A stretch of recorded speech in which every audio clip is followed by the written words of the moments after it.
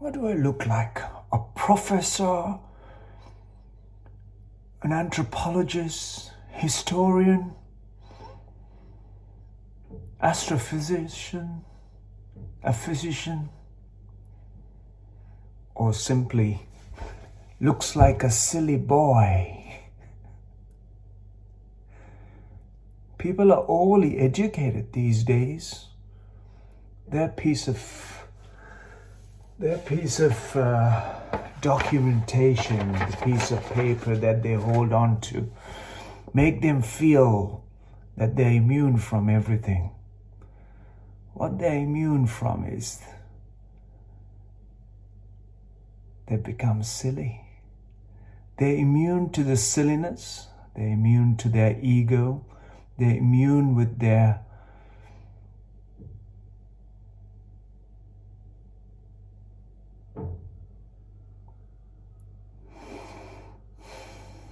all I have to do is just breathe in. People are looking at the road maps, thinking they're going somewhere. People are looking at GPS, thinking they're getting to the destination. People are looking at their own understanding and their own memory as the only way to the existence. The nature and life means that you simply do not know anything. All you're doing is playing with numbers, pie charts, graphs, X, Y, and Z axis, or is it X, Y axis only these days, the two-dimensional understanding? Or is there a two-dimensional, or is it a polarized dimensions?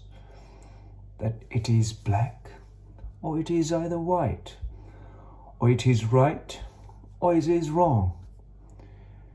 It is the left, or it is the right. The textbooks are good for when you don't have anything to do and that you have been fed, your stomach is full, so you can go on about talking nonsense to the people who are looking for one meal a day to survive and rejuvenate and replenish the much needed nutrition, much needed health, much needed well-being. For so many hundreds of years, if not thousands of years, if not as long as the primate managed to erect through generations, through millennia, to stand up like a human being, start to go on about making absolute mockery of cerebrally evolved species on the planet to become the most horrendous of all other creatures on this planet. The human species, the human beings, made life so difficult for every other life, including the life of the very species, the human, by creating this untold, unbearable amount of suffering for all on this planet. And now we're going on about making it glorified, making it look as if it's, I know better, I know this, I know better. The best I know is not to be educated to anything that you hear, see, feel, taste. No, unless if it's in your own experience to know what it is. You may ask, what do the people do if they are not with an experience? What they have to do is be conscious, be sensitive, and be responsible of the life that you are. Because the creation and the creator has done a phenomenal job in creating you intelligent enough so that you can survive in the environments and the environment that you are supported by. Instead of going on destroying, trashing, damaging, polluting, poisoning the very existence, the very substance of the very elements that support this life, so as the life that you are unable to even see, sense, smell, hear, touch. These are the elements, the components that are combining and holding together you as a life.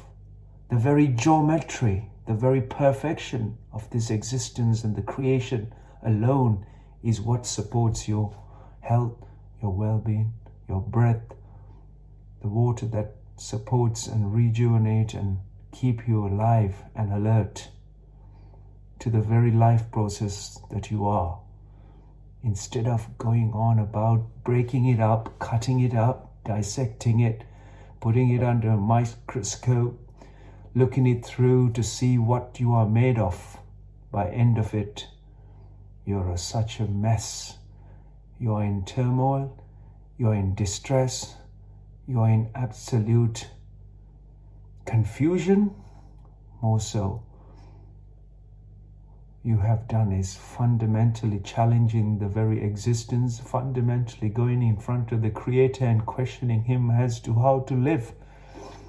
And what He's done is wrong, and what you think that you look through a microscope and through a textbook or a scripture is the only way to the life.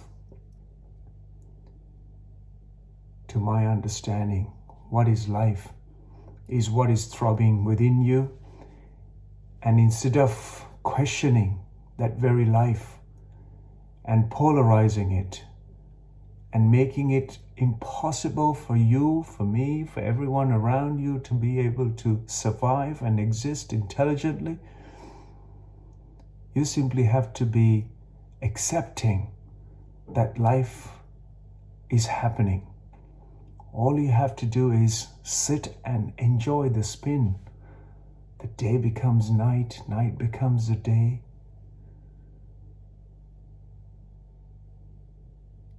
The spring becomes summer, summer becomes the autumn becomes a winter. Well, there's no season even then.